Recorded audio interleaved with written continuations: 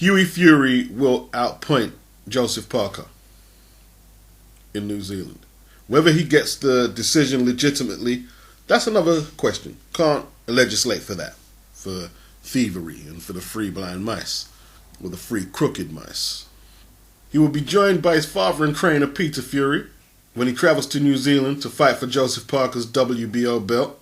He had previously been denied a visa by Immigration New Zealand, but earlier today, the Associate Minister of Immigration, David Bennett, confirmed that Peter Fury had been granted a special direction to enter the country. Bennett said this is a national sporting event with worldwide interest, and Mr. Fury is the trainer of Hughie Fury. Now, I don't know what Peter Fury's past indiscretions with the law was, and I don't, frankly, care to look into what it was. The visa will be valid for just over 6 weeks, from March the 28th to May the 10th. Peter Fury's application for a visa was initially rejected due to past drug convictions that he has. Well, now I know what his past indiscretions were, you know what I mean? Blew your cover, Pete. Dry snitching. And Immigration New Zealand had ruled him out, being granted special direction, but their U-turn means Hughie will still be under the guidance of his father for the biggest fight of his career to date. We all saw what happened when he couldn't travel with Tyson Fury to America, when Tyson faced off against Steve Cunningham and he was floored by the cruiserweight. Tyson was a little more inexperienced back then. Didn't have his trainer. He came out a bit wild, paid the penalty, but he eventually won through. Team Fury will travel to New Zealand 3 to 4 weeks before the fight in order to allow time to acclimatise to the new environment, which is wise. Hughie will be revitalised by that news alone, that Peter Fury will be allowed to enter New Zealand. I never paid it too much attention until today, but I think I always knew it was true. But I think Tyson screaming profanity and madness overshadowed what I'm going to say next. Peter Fury is an extremely intelligent boxing mind. He knows the game inside out, meticulous, pays attention to detail, he's calm, and he knows his stuff. I was listening to him on video today, shortly before I made this, and he really knows his stuff, man. Now, his haircut, I don't know why I'm going there, Peter. He look crazy. This guy everywhere, man. Can't even call it a haircut. He needs a haircut. Man needs a barber bad. Needs a barber bad.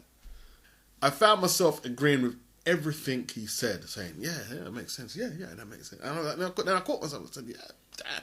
This guy is just fucking, not saying anything too complex, but, just the order of his speech and even how he prepares himself to say what he's going to say. This dude ain't no joke. He ain't no joke. You can't cope, you should have broke because I ain't no joke. The mental aspects, the margins between defeat and loss, gauging when to let his fighter off the leash and take tough opposition, not too early, not too late, assessing situations. Peter Fury knows his shit. Have to acknowledge that. Underrated, actually, or understated. Like, he's not going in the ring, it's going to be Hughie Fury, but under his guidance, I don't see Joseph Parker winning.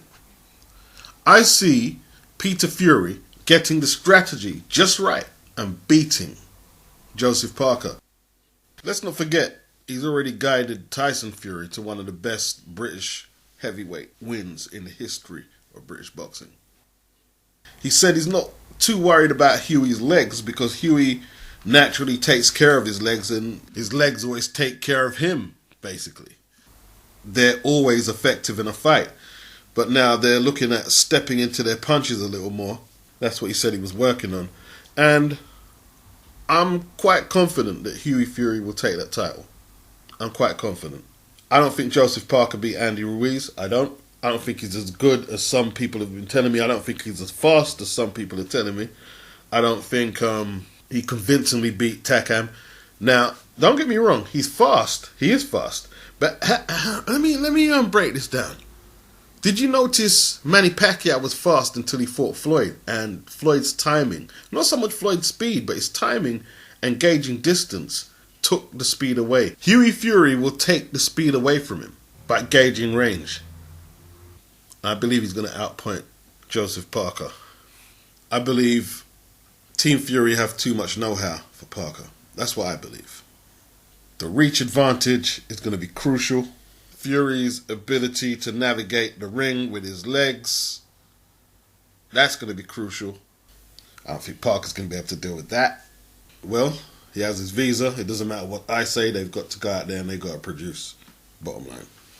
I think if they denied him access to New Zealand, it would have been wise to call the fight off. I really believe Peter is an integral part of what both him and Tyson do.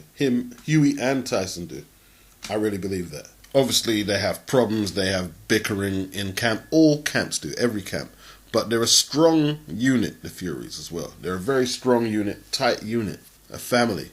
And the Gypsies take that family shit serious. They do take it serious. Can't write Parker off, obviously. He's a belt holder. He won't want to give that belt up in front of his hometown. He will possibly be an improved fighter just on the strength of having that belt. I've heard pros like Alan Minter saying just having that world title, it mentally takes you another level. It changes how you're training and how you look at yourself as a fighter. But I think Hughie Fury's got this.